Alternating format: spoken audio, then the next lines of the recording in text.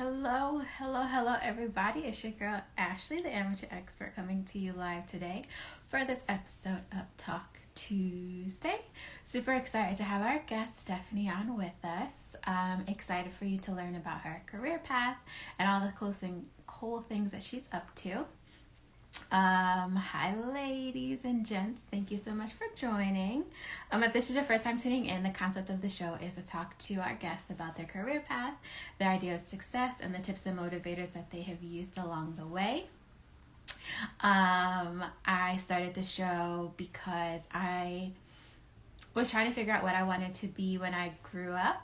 And I thought it was really cool to hear other people's journeys. And as a result, I have been inspired to make different pivots and things and also have inspired others. So thank you so much for tuning in. And our guest is with us, so we will get started. Hi, everyone. Thank you for joining. Hey, Hello, how are you? I am good. How are you? I am well. Thank you for joining us today. Thanks for having me. It's Appreciate it. truly my pleasure.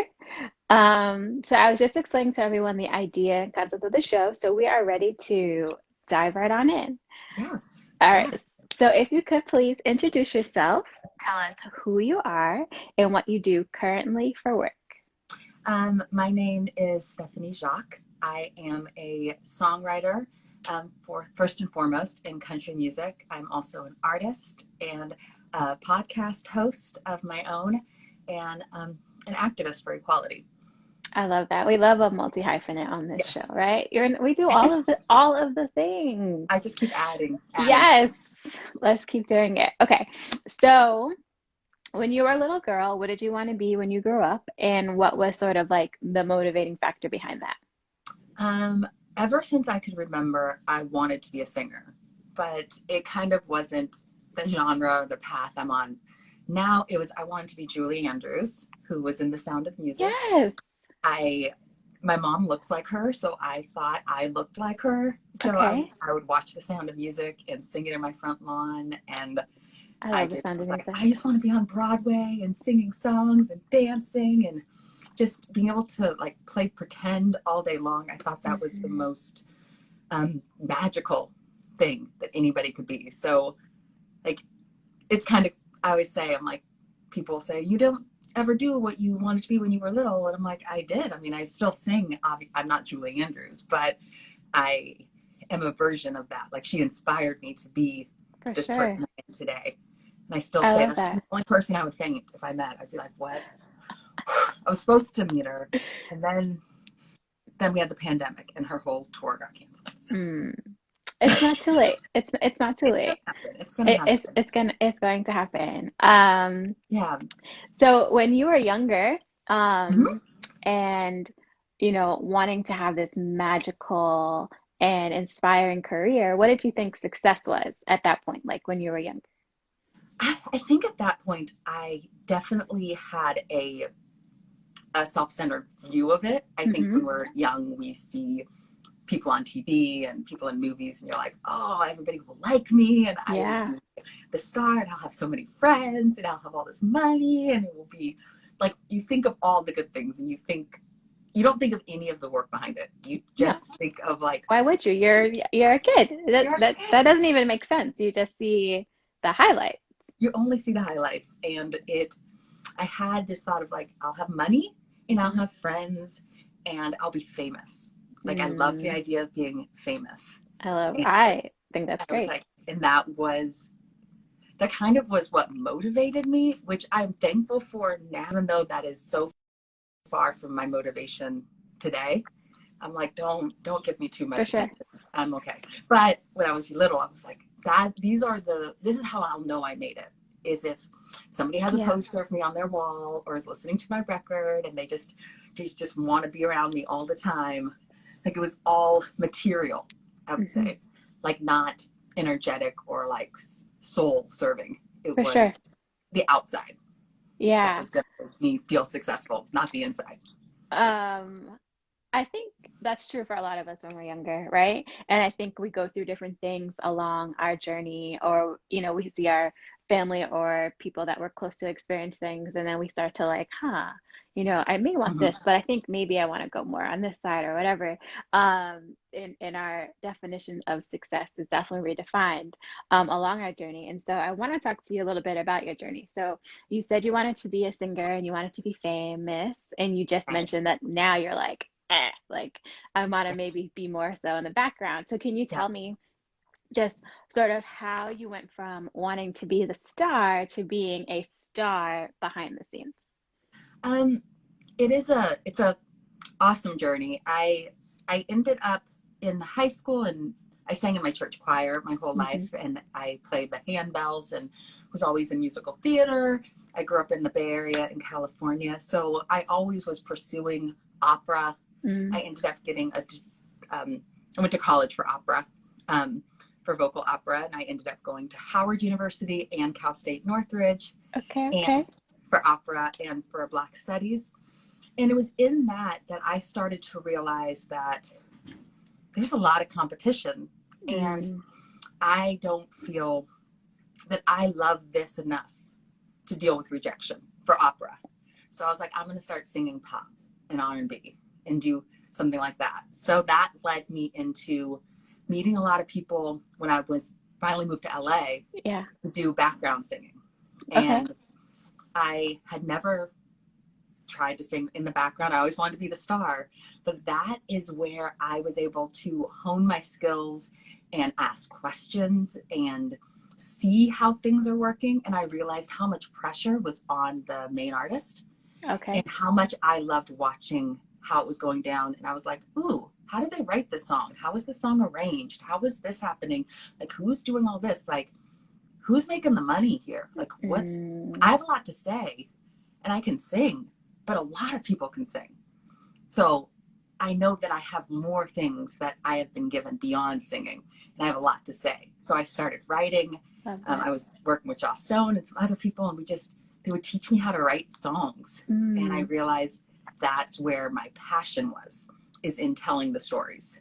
So I hmm. love singing, and I still release music, and I do that. And it led me to Nashville and into country music, which led me to writing and realizing the minority aspect of me being a Black woman Hmm. is hard in country, which led Mm, me to find my tribe, in which we're fighting the fight to be Black artists in country music and get our stories out. So I realized all of this was so I could be in the yeah. market to tell the stories that aren't being told in of Black women and men in a genre that was really created by Black women and men. I And so love this. I feel like it wasn't like a straight line, Hmm. but it was a purposeful line, which then led to my podcast, which is about racial experiences within music, especially within country music, which is divided by everything, divided by race, divided by women. Like it's such a white male dominated Hmm. genre, and it shouldn't be. It No, shouldn't be. it So shouldn't be. yeah. So Um, it's a long wind. It's a I long love it, wind, but it's like but I think sometimes well, I don't think, I know for sure the wind is important, right? Because it allows you to see where you're supposed to be. yeah. And it gives you like different nuggets along the way. So now that you've found where you are, you're able to use your experiences and things of that nature to actually like truly excel where you are. Mhm. Um, I wasn't expecting to hear all of those turns, and Yeah. so like I'm so excited. So sidebar to the main bar Yeah. questions. What did you think, or what do you think about um some of the Black women artists who are transitioning into like I think they're like pop, I guess they would be considered pop artists, transitioning into the country music scene. I know they're, I can't, what's the girl's name? She, I know her from being on one of the reality TV shows, and she sang, I think it's one or two songs. Wow, drawing a major blank. hold on. Now I've got to Google it. Okay, I love Google. Yes, Google K is Michelle. Thank K you, Michelle. Miami. Yes. Okay, thank you so much. Okay. Okay, so what are your thoughts on the K Michelles of the world transitioning into country music? I actually love it. And I love it because they already have a platform. So Hmm. that platform allows for them to bring more fans into the space, to Yep. diversify the space. Hmm. She actually tweeted like a week or two ago and said some of my friends like Brittany Spencer and Mickey Guyton, and was like, these women. And I was like, yes, because the problem is in country music, a lot of people aren't speaking about them. They're kind of a little more this year because it's a trend, because Hmm. being pro-Black is like a trend It's right the now. thing. Yeah. But not in their roots. Like they don't want them to be as successful. But Hmm. K Michelle's already coming from a level of success and a Right. level of notoriety and a Hmm. level of talent. And she just wants to tell a story, which Hmm. is what country music is about. It's Yeah. not about a race. It's about telling a story, which is very similar to gospel, R&B. And because country music was started by Black men and women in they were the original founders of Hmm. it, and they were pushed out of it Like and most things moved to in R&B and gospel. like Um, most things in the US. like everything. Like I'm Hmm. like, so it's great to see. I'm always like, everybody come on into country, come on Yeah. in. So they don't say, oh, there's another Black country artist. They just say, oh, More there's a artists. country artist. Yeah. And it's not like this is the Black country artist. Like my friend Mickey, she's the first Black woman nominated for a Grammy, a solo Grammy. Wow. That's country. Like it's 2021, folks. Like, And it's what, 63rd, right? Grammys or something like yeah, that. yeah. That's And insane. the first time. And I'm like, what's going on? We need to do better Yeah. as a society. And so I'm always like, come on down. Come on down. And if you have a platform, speak on it. Mm. And what I like about K Michelle, I'll say this, is that she is shining lights on people that aren't as big, but are equally as talented. Like Love she's not that. afraid to share that spotlight and to Yeah. raise other women up. And I'm always about women raising other women up and Lifting not as you climb, for sure. yes, That's because energy awesome. matches energy, and that is some real stuff. So real. Okay, so now that we went on a tangent, but I think it was a necessary tangent. Yeah. Um, what is your idea of success today? I know we Um, spoke about it, then we were just speaking about energies, and you spoke about that earlier. So I think this is the yeah. perfect time to ask this.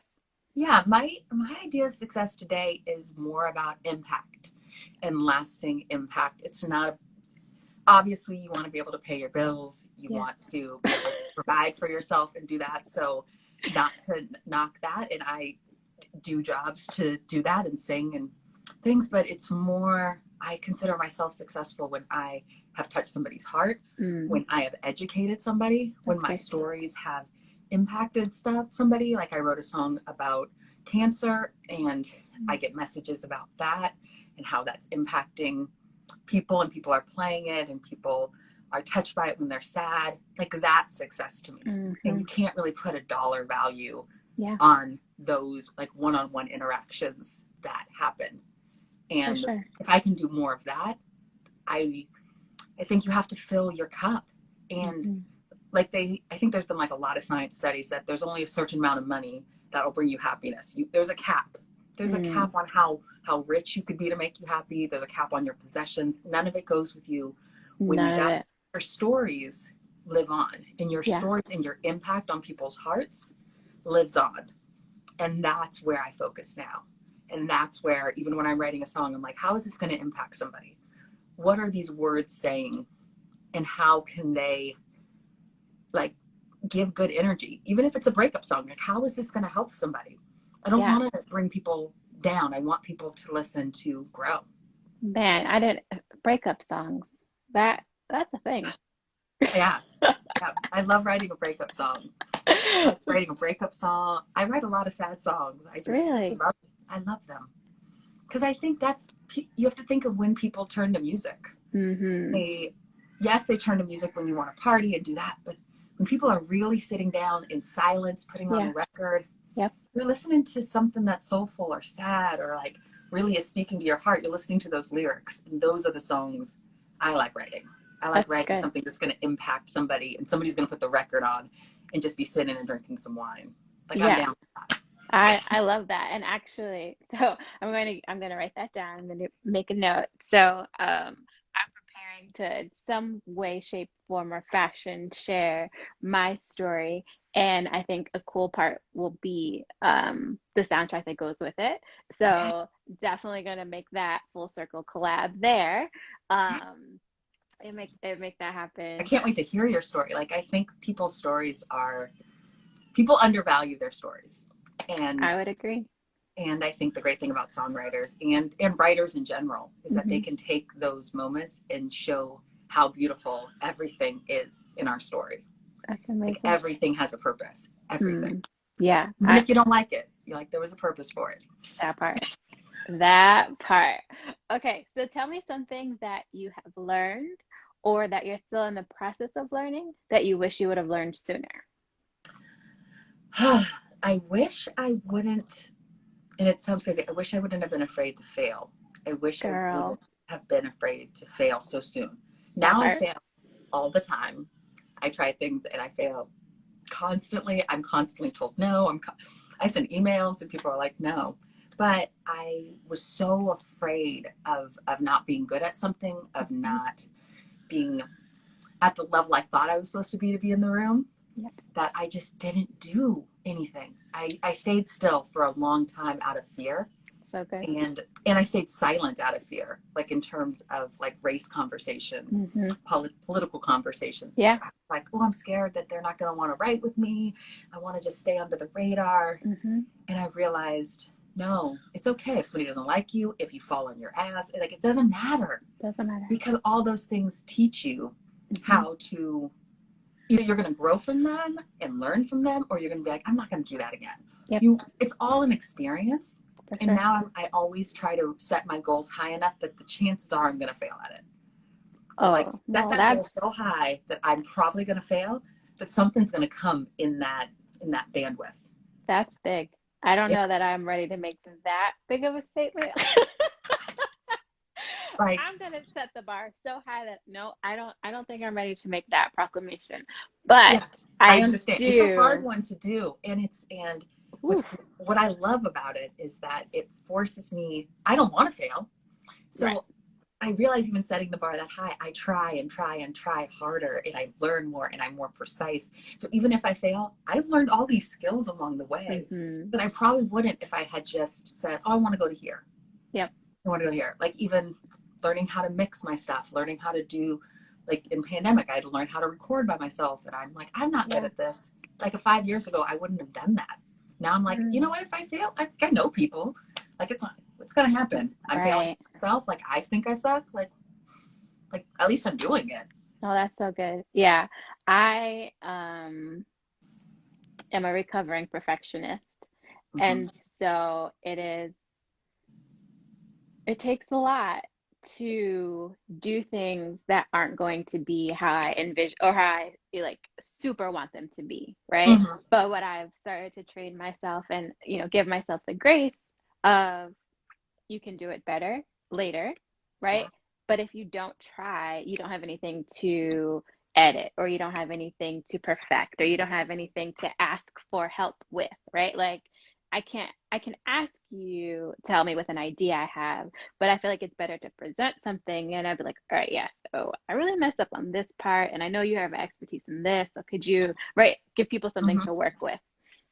So I'm so happy that you shared that. And Yeah. and It's the biggest thing. yeah, Biggest thing. my supervisor and her best friend, they always say, you're gonna fail, so just fail fast. Yes. Fail fast. Just Like, you you're just gotta, preventing the growth. Like, the sooner you fail, the sooner you can move on. yeah, The sooner you can learn. yeah, And those ideas, like, even when you're saying, like, having something to show somebody and be like, hey, like, being able to take critiques and being hmm, able to acknowledge when you failed and yeah, know that, okay, I was not good at this. hmm, I just fell. Okay. And then yeah, be able to stand back up. Like, that's even a reason to fail, because you yeah, are going to have to stand back up, especially doing stuff like, even like this podcast, like Instagram, like all the things that we do in the public eye. hmm, People are judging constantly. So giving yourself grace and knowing, you know what, it's okay. Everybody does it. I'm Yeah. just doing it boldly. Yep. And it's okay.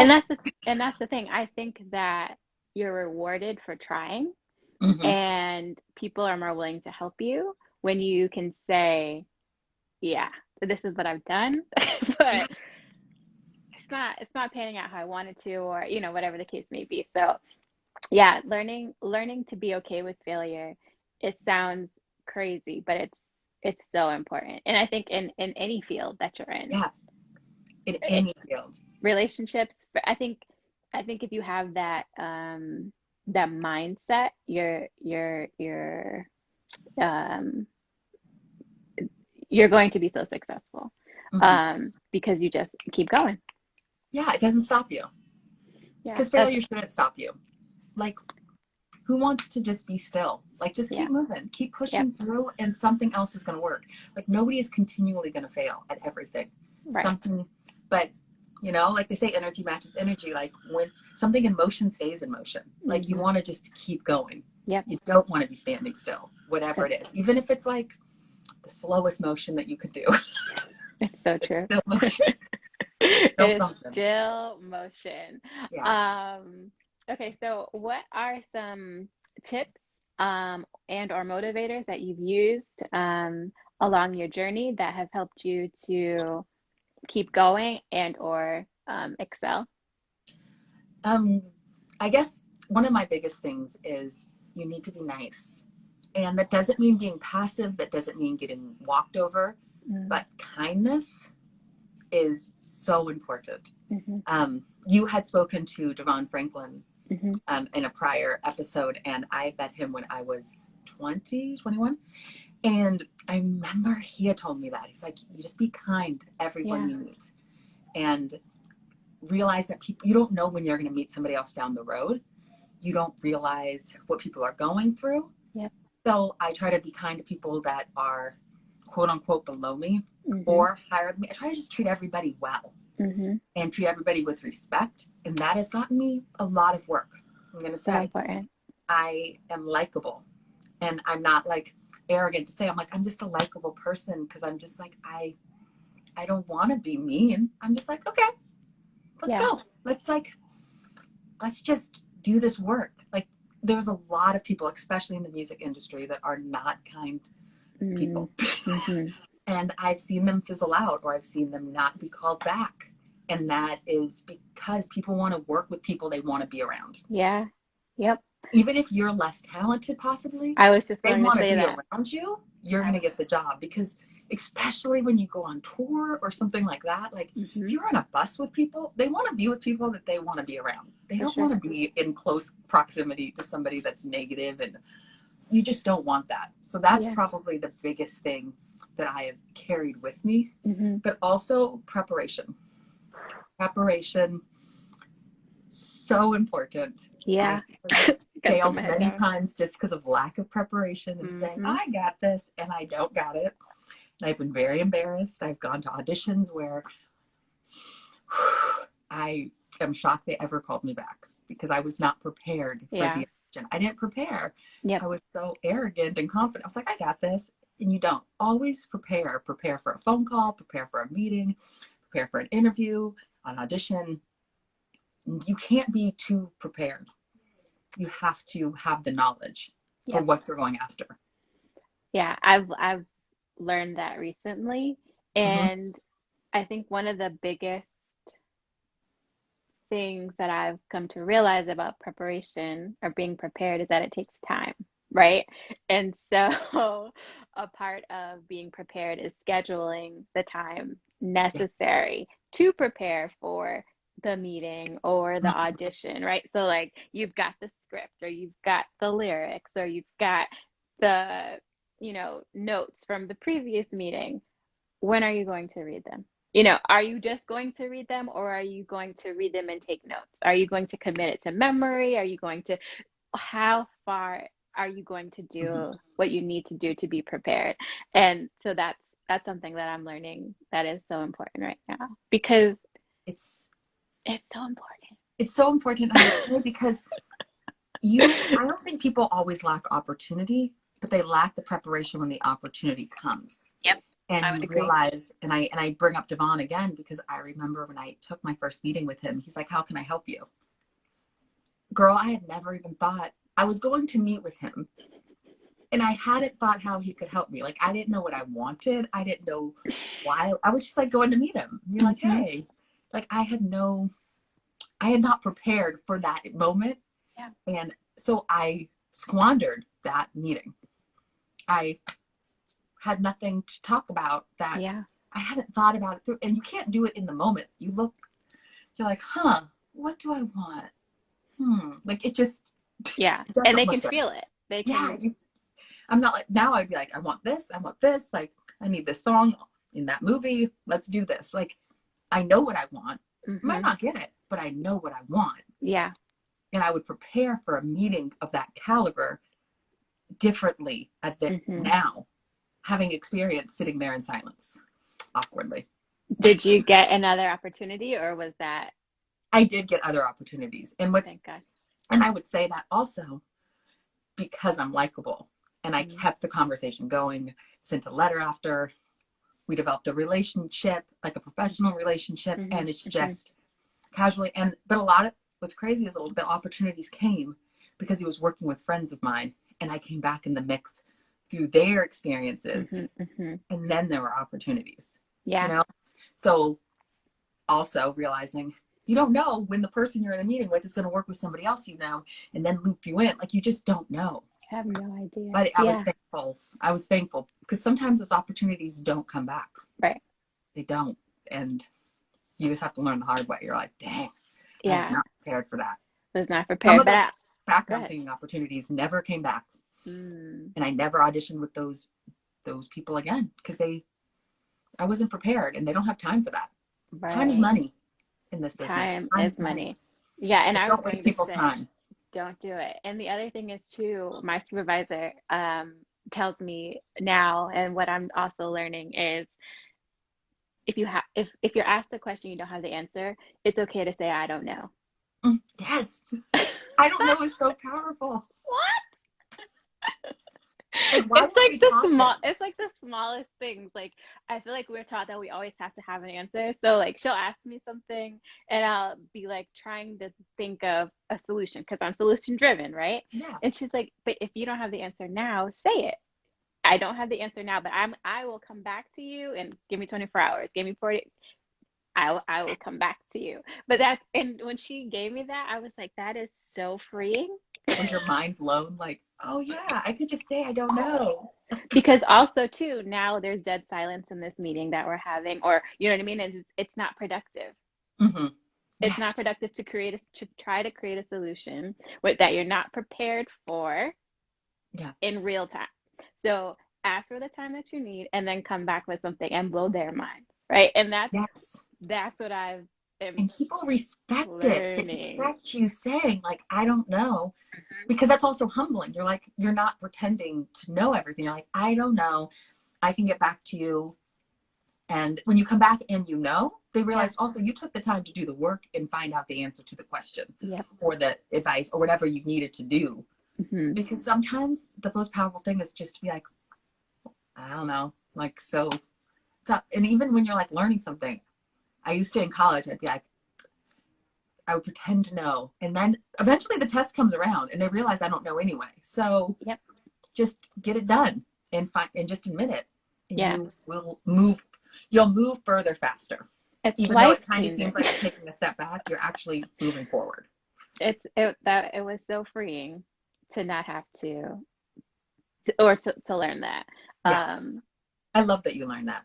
I love it. It's so good. Yes. So good. I just love people learning in general. I'm always like, let's all elevate. Let's all just learn. For sure. Stephanie, this has been so great. I'm trying to think if I think we've gone through all the questions that I asked. So I want to give you an opportunity to talk about your podcast a little bit more. Share with us what you what you're working on, what's coming up next, Mhm. Well, I will say my podcast, I do about an episode a week, and I post it on my personal page, Stephanie Jacques Music, and it's called Jacques Talk. Okay. And the basis of it is elevating the conversation. So I believe that we all have a through line where we Mhm. all are similar. Mhm. And so it's discussing our, like, how we are similar, but also how we're different. How people would say, I don't see color. Well, I want you to see my color. Mhm. But I also want you to realize that we're a lot alike. There's Mhm. just differences in our culture For and sure. everything. So I do it mostly with music, but I have added this season. This is my second season doing it. I've expanded beyond music, but obviously it started out For race and sure. country music because there's been so many things that happen in country music Yeah. and race that I feel like we just have to talk. So I talk to artists that are in it, and Mhm. we discuss what it's like to be in the industry that Mhm. is against you. Yeah. So I have an episode coming up on Friday talking about race and parenting and how to parent our children to understand privilege and to That's good. understand how it works for you and how it works against you. So Mhm. that's coming up on Friday. And then I'm also releasing new music this April. So I'm releasing a couple songs in country music, and I have an album already out Love called that. Crowded Bars. It's a live album since people couldn't be going to bars in a pandemic. That's I so have cool. all this audio from performing in bars that I released, and that's out on all the platforms. And I wrote a song called Drake that was just released by John Tucker, and it's our love letter to Drake. And Love this. we just think Drake is awesome. So check any of those things out. But the most important thing to me is Rock Talk because that's my passion project. It's For what sure. I just love talking to people and letting people know that there's no reason to hate. No reason to hate. That's so important. And we will be sure to put all that information into the show notes. So when Thank people you so go much. back and listen, they can find you and your music and all the great Thank things you. that you're working on. Um, okay, so the last question that I ask Mhm. is I'm the amateur expert and I know a little bit about a lot. So can you please teach me, although you did drop a few gems earlier, but let's keep the train going. Can you share with me a random fact? Um, you already dropped the one about the Grammy, so you can't use that one. So random fact, tidbit of information, something that will help me on like a 200 or 400 word or 400 answer question on Jeopardy. Hmm. I would tell you that 2019 was the first time in Grand Ole Opry history that 3 Black people were on the stage at once. And if somebody doesn't know what the Grand Ole Opry is, it's the where every country artist wants to play in Nashville. It's hollowed ground. It's it's where you go. Like it's the thing you do. Like if you're in New York, you want to be at the Apollo. If you're in Yep. Nashville, you want to be at the Grand Ole Opry. In 2019, the first time there were 3 Black people on the stage at once in its whole history. Singing or Think they were all singing, yeah. But there's never been 3 people standing on stage that were Black, ever, ever, ever. But they were all singing, and it was Louis York and Jimmy Allen, and there was, yeah. And I'll drop you another gem. There's only 3 people that were Black that have ever been members of the Grand Ole Opry, have been invited. really? Yeah, so I'm hoping my girl Mickey gets in, but She's yeah, you have to getting be in. invited to We're become a sending member. we're And sending the good vibes I'm her way. like, girl needs to be a member of the Opry, but Yes. in her time.